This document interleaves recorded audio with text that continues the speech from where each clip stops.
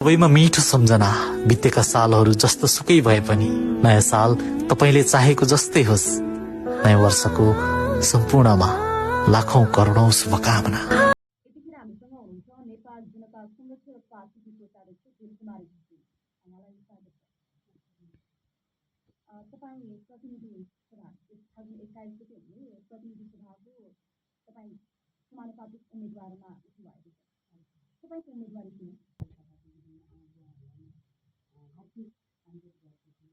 तपाईँले चाहिँ देशभरि विकास हुनु पर्यो, विकास गर्नका लागि चाहिँ मैले उम्मेदवारी दिएको हुँ भनिराख्नु भएको छ।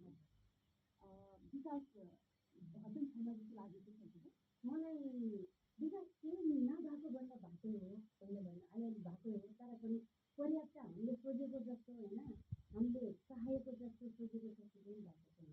अझै तपाईँले चाहिँ तपाईँले जित्नु भयो भनेदेखि के कस्ता चाहिँ विकास गर्छु, कस्तो कस्तो विकासका योजनाहरू ल्याउँछु भन्ने सोच्नु हामीले यदि हामीले जित्यो भने चाहिँ कस्तो भने विकास भनेको हामी कुर्सीमा मात्रै बसेर कुर्सीको मात्रै सिमेट लिएर बोलेको भरमा मात्रै सिमेट भएर बस्ने होइन। विकास लिएर आउने भनेको कस्तो भने अब देश विदेश सम्पूर्ण हाम्रो नेपाली दाजुभाइ दिदीबहिनीहरू देश विदेश छोडिराख्नु भएको छ। त्यो विकास हाम्रो नेपालमा विकास ल्याउन नसकेको कारणले पनि हाम्रो नेपाली दाजुभाइहरू विदेश गएर जान कतिजनाले जान गुमाउनु पर्ने अवस्था छ होइन। त्यो अवस्थालाई हामीले अन्त्य गर्न सक्नु पर्यो। हाम्रो नेपालमै विकास गरेर अब लाखौँ पर्यटक नेपालमै बिताएर होइन, अनि उहाँहरूले यही नेपालमै रोजगार दिने।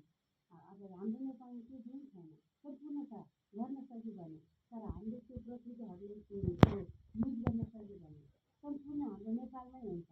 त्यस कारणले हाम्रो आम नेपाली दिदीबहिनी दाजुभाइहरू विदेशी नपरोस् भन्ने जुन मेरो धारणा हो एउटा।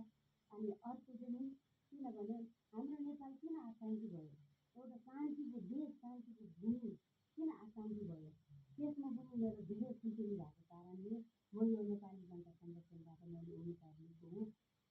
योभन्दा पहिला म कुनै पनि पार्टीमा आबद्ध पनि थिएन, तर धेरै मन दुख्ने कुरो छ कि हाम्रो नेपालमा नेपाल भूमि नेपाल देशमा अनि यो अशान्ति किन फैलायो होइन।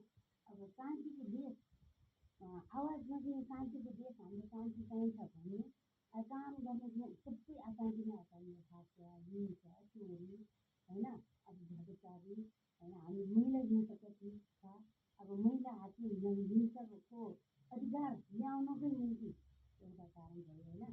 महिला हिंसा कहिले पनि महिला मात्रै हिंसा होइन, पुरुष पनि हिंसा भइरहेको छ।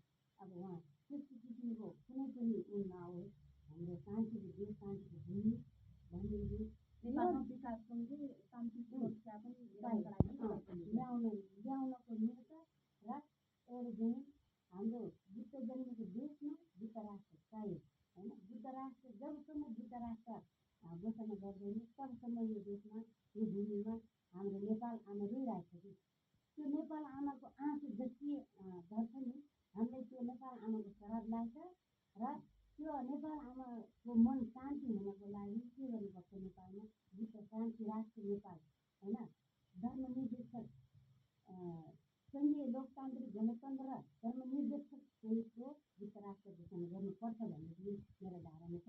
र विश्व राष्ट्र घोषणा गरेपछि फेरि कुनै पनि धर्म जात जातिको भेदभाव गर्न धार्मिक युद्ध गर्न खोजेको पनि होइन। धर्मनिरपेक्ष भनेपछि आफ्नो आफ्नो धर्म आफ्नो स्वतन्त्र पनि हुन्छ र जातभातको कुनै पनि जातभातको भेदभाव गर्नु पर्दैन भनेर हाम्रो संविधानले लेख्नु भएको छ।